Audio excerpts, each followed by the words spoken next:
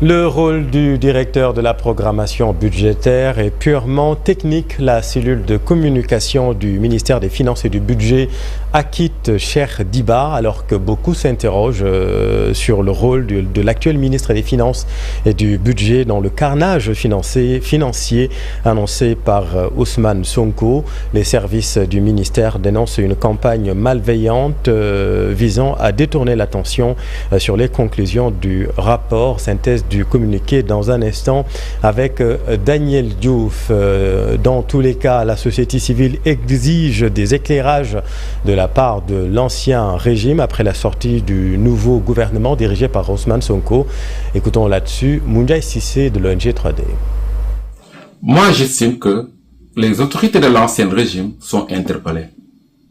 Elles doivent venir rendre compte aux Sénégalais sur ce qui s'est réellement passé.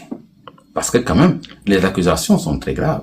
La falsification de données financières. Et donc, à mon avis, elles ont intérêt à venir éclairer, édifier les Sénégalais sur ce qui s'est réellement passé. C'est une obligation, à mon avis. Et le nouveau régime est dans son rôle. Il y a même un retard. Parce qu'en vertu du code de transparence et de la directive de l'UEMOA portant règlement général sur la comptabilité publique, article 8, alinéa 1er, eh bien, après tout mandat présidentiel, tout nouveau mandat présidentiel, dans les 3 mois, le gouvernement doit faire un rapport sur la situation des finances. Peut-être c'est le format qui pouvait être revu, parce qu'aujourd'hui, c'est le Sénégal qui est remis en question. C'est le Sénégal, en vertu du principe de la continuité de l'État, qui est vu comme un État délinquant sur le plan financier. La crédibilité de la signature du Sénégal, c'est seulement ça qu'il faut regretter. Et dans tout cela aussi, il faut se féliciter de la posture du ministre de la Justice, qui a fait preuve, à mon avis, de sérénité et de courage pour réaffirmer et réitérer les principes, n'est-ce pas, de justice équitable. Affaire Jérôme Bandiaki, la défense dénonce le déroulement de la procédure. Bandiaki n'a jamais été poursuivi pour meurtre selon son avocat qui affirme que ses droits ont été bafoués par les enquêteurs. Mamadou Fall. Pour beaucoup, l'arrestation de Jérôme Bandiaki était liée à une affaire de meurtre. Son avocat se veut très clair. Son client est poursuivi pour d'autres affaires. Il n'est pas poursuivi pour meurtre. Il est poursuivi pour détention illégale d'une arme. Il est poursuivi pour trafic d'armes. Il est poursuivi pour usurpation de fonction, obtention d'avantages indus de la part de l'État. Et le dernier délit, c'est trouble à l'ordre public, c'est-à-dire l'article 80. Ce ne sont que pour ces faits-là qu'il est poursuivi. Il semblerait même qu'il y a une nouvelle plainte qui a été déposée, mais cette plainte, moi, je ne l'ai pas vue. Elle n'est pas dans le dossier. Maître Djibi Diallo, avocat à la Cour, s'étonne déjà qualification de certains faits couverts par l'amnistie. Juridiquement, cela est interdit. C'est qu'il y a certains faits, n'est-ce pas, qui ont été, à mon avis, couverts par la loi d'amnistie, notamment les faits qui se sont déroulés entre 2021 et 2023, n'est-ce pas, et qui font encore l'objet d'enquête, alors qu'il est interdit, n'est-ce pas, d'évoquer de tels faits. Notamment, le trouble à l'ordre public, il ne ressort même pas du dossier. Mais s'il y a pu avoir un trouble à l'ordre public, c'était avant les élections, n'est-ce pas? Or, tous les faits qui se sont déroulés avant les élections sont couverts, n'est-ce pas, par la loi d'amnistie. L'avocat souligne des irrégularités sur les perquisitions faites au domicile de Jérôme Bandiaki et de Farba Ngom. En l'espèce, on aurait pu convoquer M. Bandiaki pour qu'il aille répondre. Ça n'a pas été fait. La police a débarqué chez lui et il ressort du PV et des écrits même des policiers qu'ils ont dit qu'ils sont partis là-bas, c'est sur instruction de l'autorité. Alors, la question que je me suis posée, moi, quand tu me dis quelque chose, je me pose toujours des questions. Quelle autorité? Est-ce l'autorité judiciaire? Je ne le pense pas. Parce que l'autorité judiciaire ne fonctionne pas comme ça. M. Djibi Diallo révèle qu'il ira déposer une demande de liberté provisoire dans les plus brefs délais. Dans l'actualité politique, Déthié Fall nie tout contact avec l'exécutif, membre de la coalition Sàmm Kàddu. Il déclare vouloir porter la parole des Sénégalais à l'Assemblée nationale. Pape Faranik. 6 mois après la présidentielle, Déthié Fall brise le silence pour recadrer ses détracteurs, apporter des précisions et lever toute équivoque sur une supposée trahison vis-à-vis des nouvelles autorités. Il y a une succession de calomnies et il était important de les dégager. Je ne pourrais pas le faire tout le temps parce que peut-être d'autres vont venir. Mais il était important pour cette fois de venir parler aux Sénégalais, de venir parler à nos compatriotes qui nous font énormément confiance et leur renouveler ce pacte de dignité, ce pacte d'honneur, ce pacte de vérité qui nous lie et qui n'est pas un pacte écrit, mais un pacte qu'on vit. Donc pour dire que c'est une posture de dignité et d'honneur. Et donc s'il y a des calomnies qui viennent aujourd'hui salir ou mettre un doute sur nos compatriotes, dans l'esprit de nos compatriotes, c'est de notre devoir de venir lever ces doutes-là. Le président du PRP déclare n'avoir eu aucun contact avec le président et son premier ministre durant tout ce temps. Il est évident que ces 6 derniers mois, je n'ai pas eu de contact ni avec le président Ousmane, ni avec le président Bassirou Diomaye Faye. Et je comprends. Ils ont de hautes responsabilités et peut-être c'est ça qui fait qu'ils ne peuvent pas être en contact avec tout le monde. Et à chaque fois, dans les aéroports ou partout ailleurs, quand j'ai été interpellé, on ne te voit pas dans ce qui se passe aujourd'hui, on ne te voit pas dans les affaires de l'État. J'ai toujours esquivé la question en leur disant qu'il était important de leur donner du temps. Et nous tous, qu'on leur souhaite une très grande réussite. Pour son adhésion à la coalition Sàmm Sa Kàddu, Déthié Fall estime que c'est une logique politique. Nous avons naturellement travaillé à mettre une coalition, à faire une jonction avec d'autres camarades qui étaient déjà ensemble pour voir comment avoir une liste qui nous permette d'avoir des députés à l'Assemblée pour pouvoir se prononcer sur la marche du pays. Donner notre point de vue, donner des orientations qui peuvent aider et soulager les préoccupations de nos compatriotes. Déthié Fall affirme avoir rejeté plusieurs sollicitations de l'ancien président de la République, Macky Sall. Toutefois, le président du parti PRP déclare qu'il n'a aucun problème avec le président et le premier ministre. D'ailleurs, il ne leur souhaite que la réussite. Merci Pape Farah. Une également de l'actualité, les fortes pluies qui se sont abattues hier dans la capitale et beaucoup de quartiers de Keur Massar dans la banlieue sont inondés. Unité 3 des parcelles assainies ou encore Keur Massar Sud. Ce phénomène est causé par les canaux bouchés qui devraient être évacués, les eaux vers la forêt classée de Mbao selon le ministre de l'Hydraulique et de l'Assainissement qui a pris des mesures urgentes. Voici Chartidiane Dieye. Nous sommes ici dans la forêt de Mbao. Tout juste derrière nous, c'est Keur Massar. Keur Massar avec beaucoup de difficultés, notamment à Aladji Paté, à Camille Basse et aussi dans d'autres zones de Keur Massar. Ce matin, on est allé directement vers d'abord la cité Cyprès de Zac Mbao pour voir également les problèmes qu'il y a eu à ce niveau.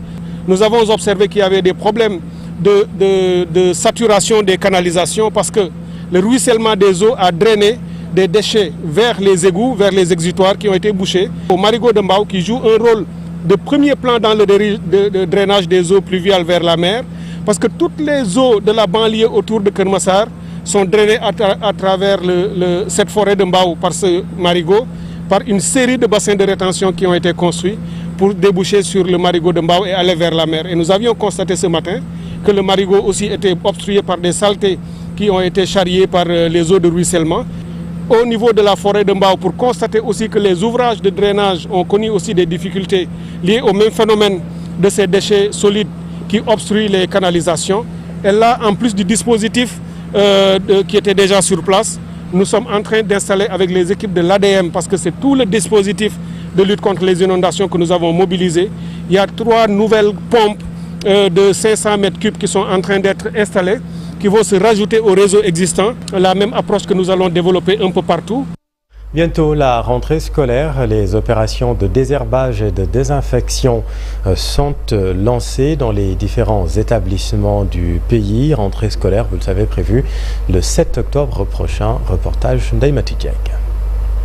En comble, l'école élémentaire Armandiaï de Popenguine est désinfectée et désinsectisée.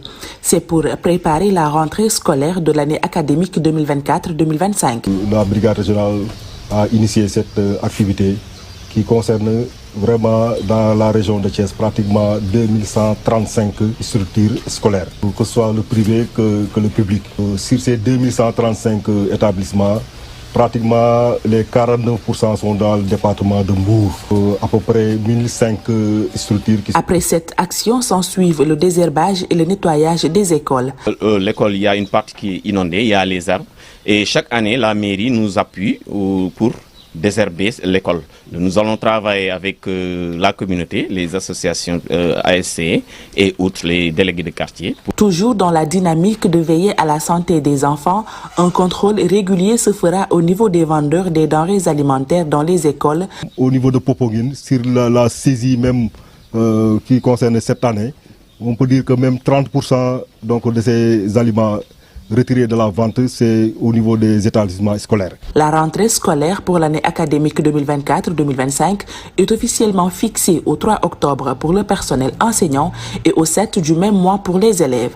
Le service d'hygiène entend faire le tour des établissements scolaires dans la région de Thiès avant ces dates. Merci Naimati. Dans l'actualité également, la 74e session du comité des ministres de l'Agence pour la sécurité de la navigation aérienne en Afrique et à Madagascar, ASECNA.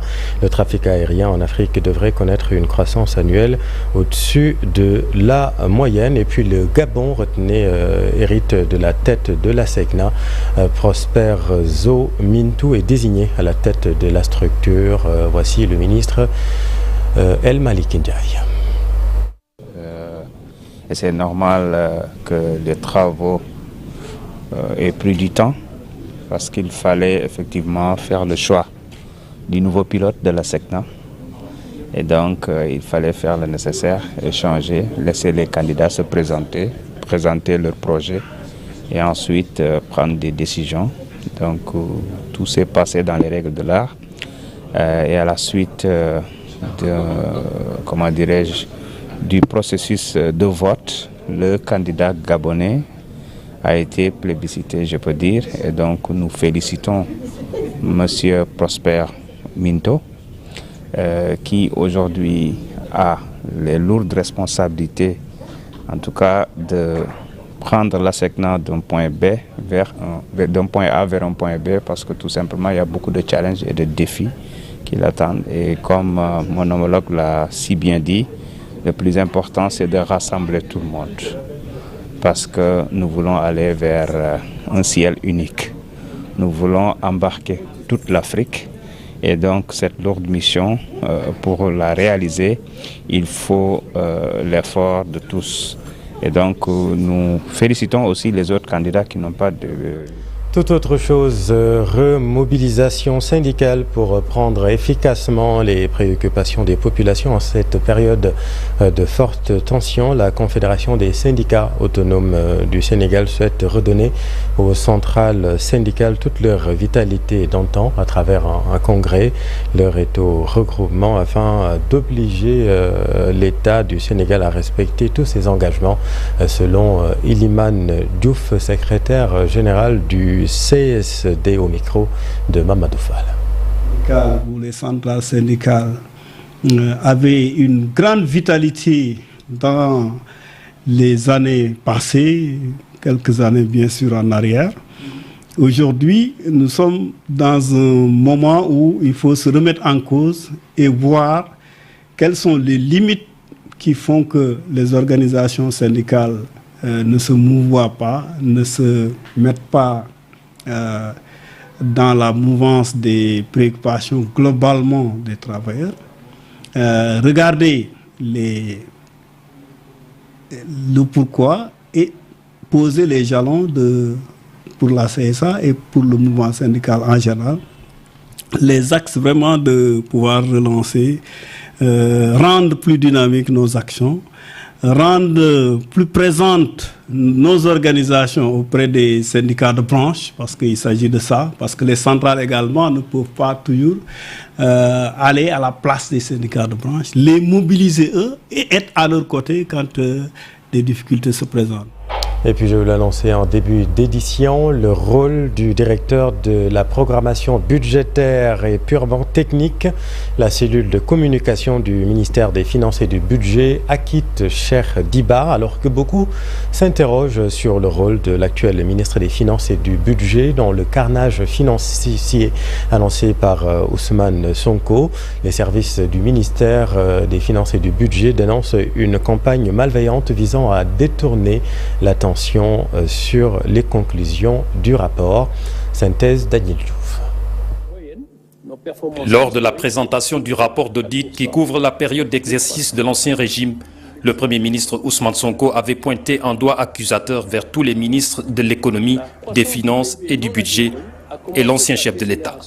Nommément, Ousmane Sonko avait cité Abdoulaye Daouda Diallo, Moustapha Ba, Amadou Ba et Macky Sall. Le Premier ministre qui précise que toutes ces personnes doivent répondre de leurs actes. Ces personnalités de l'ancien régime sont responsables de la situation de ruine que connaît l'économie du pays. Une question d'une consoeur lui demandant la responsabilité du directeur de la programmation budgétaire d'alors, pourtant bien en place dans le dispositif, avait suscité de la gêne. Ousmane Sonko tentant, quoique difficilement, de protéger l'actuel ministre des Finances et du Budget. Chose difficile à admettre de l'opinion et des observateurs bien au fait de la chose économique et politique, pour qui Cheikh Diba ne peut être exclu de la chaîne de responsabilité et donc il est à loger à la même enseigne que son ancien patron, en l'occurrence Moustapha Ba. Dans un communiqué publié par la cellule de communication de son ministère, Cheikh Diba se défend. Son département accuse, je le cite, certaines voix dans la presse de distiller des informations malveillantes visant à détourner l'attention sur les conclusions du rapport du ministre des Finances, arguant que Cheikh Diba aurait contribué aux irrégularités en raison de sa position en tant que directeur de la programmation budgétaire. Fin de citation.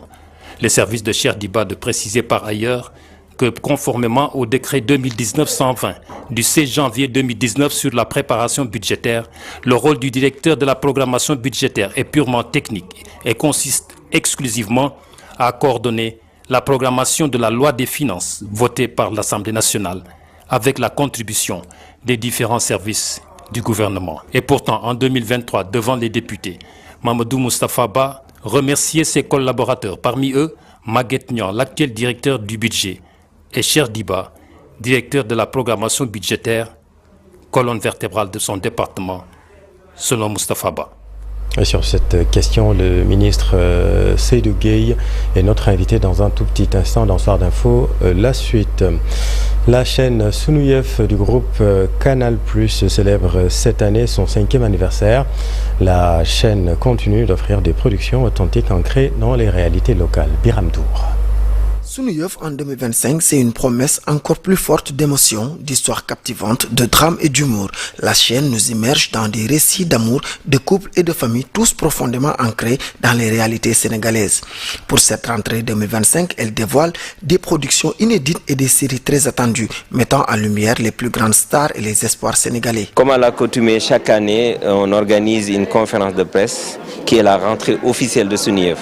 C'est une occasion pour nous de dérouler les programmes de notre grille annuelle. Donc toutes les séries qu'on va acquérir ou qu'on a acquis pour l'année et des séries, on est en coproduction avec des grands groupes comme Marodi, des séries en exclusivité Donc nous déroulons ce programme-là devant le public sénégalais. C'est bientôt les 5 ans de Sunuyef, c'est le 7 novembre 2024 qu'on va avoir 5 ans. Donc c'est 5 ans de divertissement, c'est 5 ans de plaisir, c'est 5 ans de soutien, de talent sénégalais et pour le plaisir des Sénégalais, donc ça se fait. Au cœur de cette nouvelle programmation, des séries telles que Jeux de dames, Baïgour et Jigen Djongé se démarquent par leurs intrigues puissantes et captivantes, illustrant à merveille les thèmes de la tradition, de la modernité et des relations humaines complexes. Alors, on va s'attendre à des très grosses productions, des très belles séries, des séries vraiment une création originale, avec les meilleurs producteurs, les meilleurs talents, les grands talents sénégalais, des stars. Takandère, par exemple, c'est une série qui va parler de la lutte sénégalaise, la lutte qui est une tradition quand même de chez nous. Je pense que c'est la première fois qu'une série axe son programme sur la lutte traditionnelle. D'habitude, on a des séries sur la boxe, sur d'autres sports, mais là, c'est notre sport, c'est la lutte traditionnelle. On a aussi Jeux de dames, qui est une nouvelle série. Bon, ça traite l'histoire entre copines. Donc, il y a la trahison, l'amour, l'amitié, l'infidélité. En fait, toutes les intrigues possibles. Donc, de très belles séries, comme je l'ai dit, des belles nouvelles séries, mais aussi des thèmes nouveaux qui abordent vraiment la société sénégalaise, mais qui sont aussi là pour soutenir le talent sénégalais. La rentrée 2025 de Sunuyef s'annonce passionnante avec une offre riche en contenu inédit et de qualité. La chaîne continue d'enrichir son catalogue avec des histoires touchant le cœur des Sénégalais tout en restant fidèle à son objectif d'offrir des récits authentiques et proches des réalités locales. L'objectif de Sunuyef, c'est vraiment aller avec le talent sénégalais, être accompagné par le talent sénégalais, mais pour divertir au mieux le Sénégalais. C'est la fin de cette édition. Dans un instant, Soir d'info, la suite avec Seydou Gueye, porte-parole de l'APR. A tout de suite.